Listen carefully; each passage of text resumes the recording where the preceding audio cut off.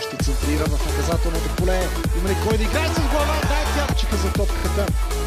Не успя да играе с нея Кевин Май. Там да развиват атаките и си такъв е случая. И сега Симеон Мечев, надясно към Ивайло Найденов, успя с гърди Ивайло Найденов да си проведе топката и неговото центриране за Бруно Франко.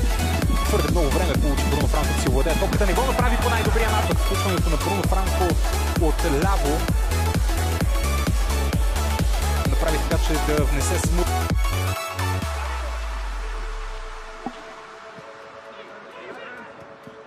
Даниел Генов за него само след малко, защото Антони Иванов видя непокрития Антони Иванов и той с по-слабия си десен крак направи безпомощ. Врачани излезнаха начало в срещата. Сега обаче първа възможност да Локомотив София изстрел на...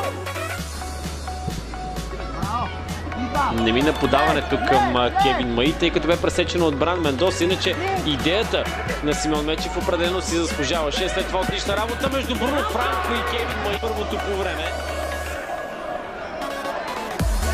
Добро включване от Бруно Франко. Съсед Дим Димов бе пропуснал само 6 минути през сезона за Локомотив София. Ето толкова постоянен и толкова важен футболизъм.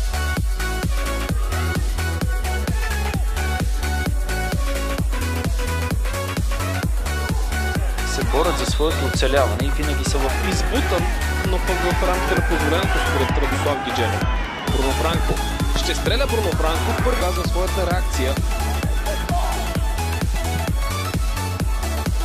От почти същото. Две загуби с по 0 на 6 от Левски. И появи на терена. Всички останали опции изглеждат като по-скоро дефанзивни или като хора, които биха могли да действат в средата на терена. Стреляне на Бруно Франко, удар с глава. Сред най-високите на терена демонстрира отличен отскок и насочи топ. Ще поднови играта. Технични действия от Бруно Франко. И Камден повтори неговото подиграване, неговата грешка. Пространство пред Бруно Франко отляво, добро подаване. Повторението до тогава обаче атаката на Локомотив Пловдив продължава. Бруно Франко пресича на първо време това подаване, след това демонстрира отлична скорост, за да организира не лоша контратака. Спряне. Милошев към Мечев, свободно пространство за Мечев, ляво от него се включва Бруно Франко, именно към него е топката, центриране на Франко, шанс за изравняване на резултата. Още веднъж центрирането на Бруно Франко, топката бе продължена, а след това изстреляна от Карлос Франса към врата. Топката между краката на Серкан Юсеин, Мечев за Франко, опасно опитите си да потърси контакт с топката за втори. Днес подкрепата за Локомотив винаги е била движеща сила. Отново Стързагорци напред като позиция по терена, но не и като резултат. Той ли е човека, който ще изгори с титулярна позиция, когато в игра се завърне Алън и когато една от двете врати и сега отново флангова атака Бруно Франко. Блокиране този път, негови опит за центриране, отново той. Подкрепа Бруно Франко, прекрасна техника. Го пресече. Още веднъж страхотна техника на Бруно Франко срещу Христо Попадин. Диого Тешейра от преди малко бе заучено положение, отново пък пространство в някои от фланговете. Красимир Милошев изстрел.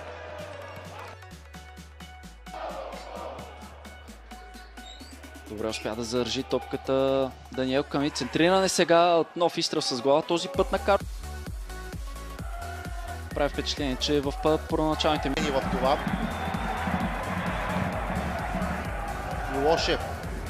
Подиграване, което изглежда ще достигне до Бруно Франко, който влиза опасно в подстъпите на наказателното поле, фаулиран за ЦСКА, така че от тактическа гледна точка изключително правилно, струва ми се, решение. Станоев. Подаване след това на Милошев, Бруно Франко с центриране и удар с глава. не толкова назад във времето, бе основна част от армейски. Шутира, дълго време не се намираше и играч в бяло, който да изчисти топката. Нова грешка и шанс! Резултат е открит! За Антони Ангелов. Сега обаче неговата зона е прав. Последствие дали имаше игра с ръка, до този момент отговорът не е изстрел към вратата на... За сега това е ситуацията, но ще видим как ще се развие срещата до нейния край.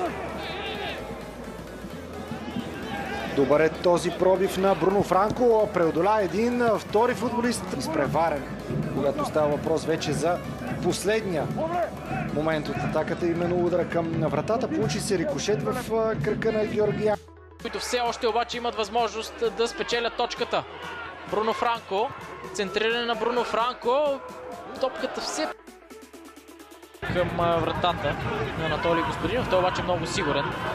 Успя да лови и изпрати веднага към Станислав Иванов, който може да се надиграва с Бруно Франко. Спряно обаче голината, така че още едно разочарование за състава на Арда и за Александър Тунчев. И то само в рамките на няколко минути. Интересен двубой до титуляр. Станислав Йорданов пък предпочетен пред Преслав Боруков. Споменах ви за трите попадения, които успя да отбележи нападателя в домакинската победа в осмина финалната фаза срещу Литекс в турнира за Купата на България. Дошла след успех с 4 на... Тези комбинации в зелено и бяло. Отново Бруно Франко и отново центриране към Димитър Митков. Той успя да играе с глава. Мечев. Свободен наляво е Бруно Франко. Именно бразилецът получи топката. Центрирането е към Карлос Франса. Той го... При тези центриране няма човекът в наказателното поле, който да успее да завършва атаките.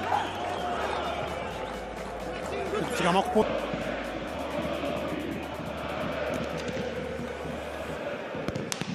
Стив Трауре при действие от страна на бивши играч на Берое. Кристиан Колев пусна авантаж, който имат играчите на Любослав Пенев, за да задържат аванса, който имат. Знава си за тези свои действия. Нещо, което може да го спаси в случая, за да не бъде официално. Да направи добро центриране.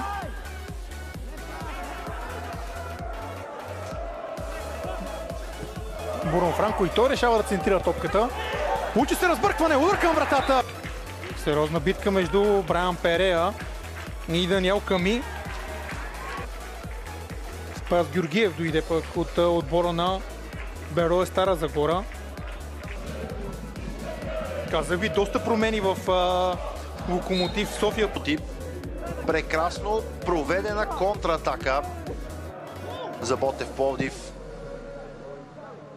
Успешно